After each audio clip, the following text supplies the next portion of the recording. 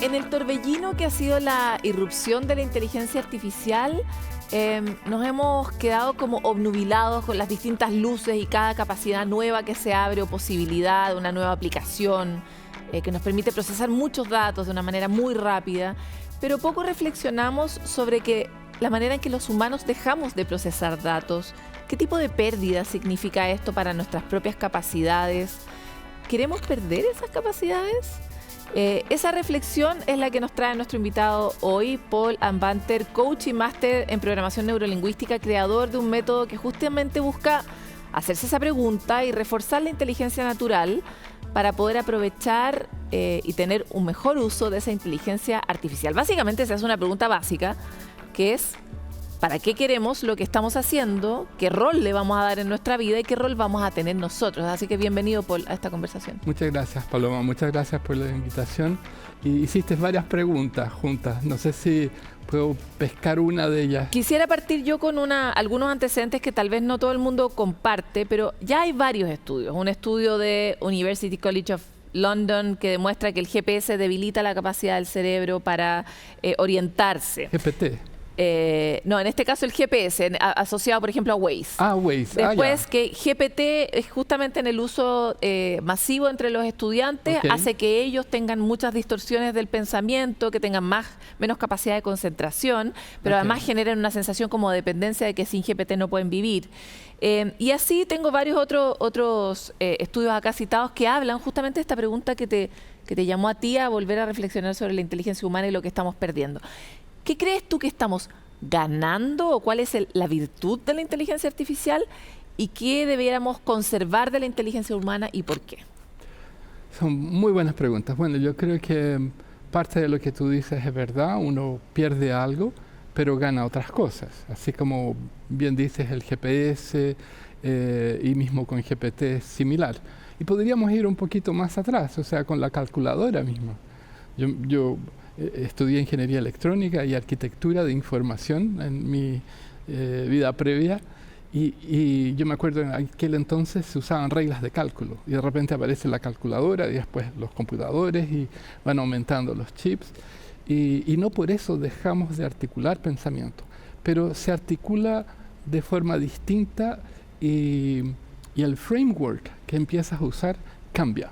O sea, en términos de lo que es inteligencia artificial y entrando a la pregunta misma, nosotros usamos lo que se llama NLP, o sea, Natural Language Processing, hace muchos años, hace 50 años. Pero con el Deep Learning, ese NLP, que también nosotros lo llamamos como Neurolinguistic Programming, como un modelo de desarrollo personal, empieza a tener un aprendizaje profundo sobre nosotros mismos. Entonces, ¿qué es lo que pasa? Que nuestra narrativa, y siempre hemos tenido la narrativa del lenguaje a través de la historia, y eso nos hizo especies dominantes, empieza a tener su par. Y en términos de proceso y volúmenes de información, no data, porque logran transformar data en información, nos empieza a ganar. Por otro lado, nosotros vemos, y tú lo debes vivir también, igual que todos, que los mensajes empiezan a ser medios jeroglíficos, tipo un emoticón. O sea, buscamos un reduccionismo simbólico donde los memes que son transmitidos quieren de alguna manera mostrar mucho más información de lo que llevan, pero en realidad generan mucha complejidad. Y en esa forma estamos retirando información valiosa que empieza a ser entregada por estas máquinas que procesan millones y millones y millones de textos generados por el mismo hombre. Entonces, por un lado tienes la sintetización del pensamiento, un reduccionismo de pensamiento, y por otro lado tienes múltiples alternativas con N posibilidades automáticas. Entonces, el planteamiento que hacemos nosotros es cómo vas a usar todo esto si estás reduciendo tu capacidad de articular pensamiento. Ahora, uno puede imaginarse muchas formas de usarlo y la usabilidad o la funcionalidad de la tecnología ha sido siempre un gran motor para desarrollarla. Sin embargo, hay algo que estamos transfiriendo, ¿no? Que es algo que antes hacíamos dentro de nosotros mismos y que probablemente es un factor muy relevante en la creación de nuestra propia conciencia, que ahora se la estamos transfiriendo de una manera simplificada, eventualmente, a una máquina que tiene una gran capacidad de procesarlo. ¿Qué piensas sobre eso y sobre qué cosa humana tal vez uno debería guardarse o debería seguir entrenando, no debería delegar completamente? ¿Y qué cosa en realidad, a tu juicio, está bien que deleguemos a la máquina? Yo creo que hay una premisa equivocada ahí.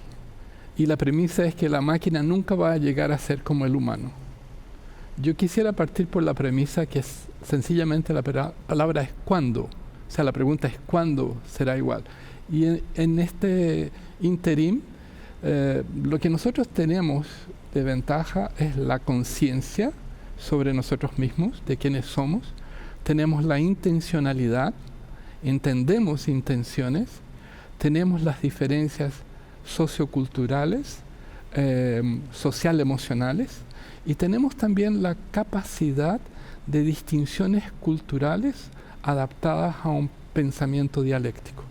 Y justo esa es la propuesta nuestra en la Academia Impact. Enseñamos cómo desarrollar esta propuesta dialéctica para que tú te enfrentes eventualmente con una herramienta y no con alguien que procesa más, tiene más información que tú, que tiene toda la literatura humana adentro, que te puede generar poesía, canciones, imágenes, o sea, puede hacer N cosas que no puedes. Ya, en el fondo tu propuesta lo que busca es ser, voy a decirlo de forma sencilla, es como una especie de antídoto, una especie de herramienta para estar en una especie de igualdad de condiciones con la máquina.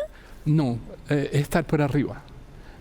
Es mantener la posición de superioridad sobre la tecnología. Porque en el fondo la tecnología está hecha en base a la obra de la humanidad, pero la obra de la humanidad es tan vasta, es tan extensa y vertical y horizontal, o sea, que no sería un humano competente y capaz de absorber toda esa información. Por supuesto. No.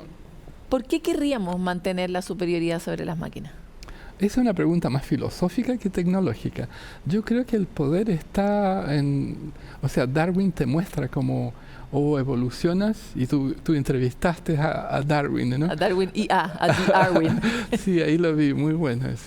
Bueno, esta parte de la naturaleza se ve. O sea, evolucionas, te adaptas o mueres. Y es la historia de todas las especies, de toda nuestra narrativa. Entonces, no creo que estemos tan distantes a eso, y además en este mundo donde se generan utopías y distopías, creo que es importante el manejo ético-moral, que tampoco reside con certeza en las máquinas que estamos usando. Claro, no, y sobre todo con la distinta cantidad de fuentes que ilustran y nutren las máquinas que estamos usando, que no sabemos cuáles son ni cuál es su propósito último, ¿no? Claro. Pero quisiera volver sobre un punto que... ¿cuáles son esas habilidades humanas que uno necesita mantener ejercitadas como abdominales cotidianos del cerebro para conservar esa posición respecto de las máquinas que ustedes proponen? Yo creo que es buena pregunta, porque es conciencia. Conciencia sobre el self, sobre el yo mismo, conciencia sobre el otro, conciencia sobre la sociedad, conciencia sobre la identidad, una ética asociada a tu mundo cultural, son esenciales, porque las máquinas en sí van a tener esa polarización, o sea, están biased por no sabemos quiénes. Y entonces tú podrías decirle, mejórame la bomba de racimo no sé cuánto, y te va a decir sí o no. Claro. Ahora, entonces finalmente lo que es, volviendo a mi pregunta inicial, ¿no? Que es como, ¿qué es lo que eventualmente querríamos que fuera todavía humano? ¿Es la posición filosófica y moral nuestra sobre el mundo? ¿Es esa la gran herramienta de fondo? Yo creo que estamos hablando de eso. Estamos hablando de conciencia del ser, de lo que queremos ser, de lo que no queremos ser, y ahí entramos en la dicotomía del bien y el mal, que es tan efímero en términos sociales, porque lo que puede ser, no puede existir uno sin el otro. Por lo tanto, igual, si tú dices esto va a ser bien, ya estás definiendo que existe el mal. Y algo que no tiene la inteligencia artificial, pero pareciera que tuviera, es pensamiento dialéctico. O sea, lo que pasa es que inteligencia artificial te genera muchas alternativas, te puede generar pensamiento sistémico, pero el pensamiento sistémico carece de una visión ética social donde la interconexión genera una metacognición asociada a tu conciencia. O sea, eso es mucho más que generar alternativas. Inteligencia artificial te genera miles de alternativas. Ahora, la inteligencia artificial como la conocemos hoy es eso. Sí. Son muchas miles de alternativas que además son alternativas que han sido construidas sobre una especie de... sobre nuestra historia, ¿no? Es un gran banco de datos muy bien administrado, por decirlo de una manera sencilla, ¿no? Sí. Pero la inteligencia artificial generativa, que es ese Sí. gran salto que no sabemos si va a ser ahora a fines de esta década o en el próximo, como se han proyectado los teóricos, Sí. es una que sí va a tener una nueva capa y teóricamente va a replicar esas posibilidades de la conciencia. ¿Qué opinas sobre ese desarrollo y cómo nos Sí. protegemos de ese punto de inflexión? Sí, bueno, estás hablando de Singularity, de Del Kurzweil. punto de singularidad, claro. Kurzweil dice que será en 2029 y cambió la predicción del Sí, antes era más allá. 2042 a 2029. Bueno, los LLMS, los Large Language Models, están siendo entregados con mucho más fuerza, con mucho más cantidades, y lo que están trabajando ahora es la parte social emocional de cómo decodificar e interpretar emociones, sensaciones y asociarlas a lo que pudiera ser, entre comillas, humano. Pero por otro lado, tú ves en el día a día personas que podríamos decir que se escapan filosóficamente a esa definición de lo que pudiera ser humano, porque lo vemos... Every day. Every day, sí. Porque lo ves de forma naive, en el sentido de creer, así como Rousseau, ¿no? El hombre es bueno, el medio lo va a corromper, y no necesariamente es así. O sea, el humano incluye las dos polaridades. Entonces, yo creo que no hay que imaginarse cómo nos vamos a defender, porque ya es una posición antagónica. Es cómo vamos a trabajar juntos y eventualmente, tal vez, cooperar, pero no podemos quedar abajo. Y desde esa perspectiva es que yo digo, tenemos que pensar muchísimo mejor. Y para eso, algo que no hace también hoy día, y no sé si en el futuro lo va a hacer, es cambiar los frameworks. Porque toda la sociedad, dentro de estas narrativas, se encuentra en marcos. O sea, por ejemplo, no sé, una pareja, vamos a decir, del género que sea, tiene un infante. Lo primero que piensa es, tiene que ir en algún momento a un prejardín, a un jardín, y después al jardín, y después al prekinder, al kinder. Porque ese es el marco que nos hemos puesto para el desarrollo de una persona. Porque ese es el marco por el cual inteligencia artificial también va a medir cómo se piensa. Pero ¿y qué pasaría si alguien generara un chip y pusiera toda la información posible? ¿Por qué no? Si están como eventualmente Elon Musk pretende con su Neuralink, digamos. Claro, y generar immortality con eso y subir a una nube y traspasar, no sé, vamos a decir que fuera decodificable a Einstein. Entonces, ¿por qué no tener some data de este gallo? Que me parece que puede ser recomendable. Podría ser bueno, sí. No, para algunas áreas, no para todas. Entonces, la premisa es cómo hacemos que nosotros generemos líderes éticos, conscientes y que utilicen inteligencia artificial de la mejor forma posible para la sociedad. Ahora, esa mejor forma posible también está ceñido al pensamiento del líder. Un líder, no sé, X.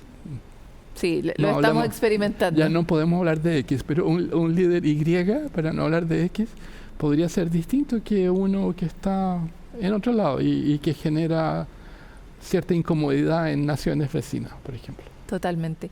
Te quiero agradecer por esta conversación. Este es uno de los temas que nos mueve mucho en la cobertura de la agenda de inteligencia artificial en Futuro 360.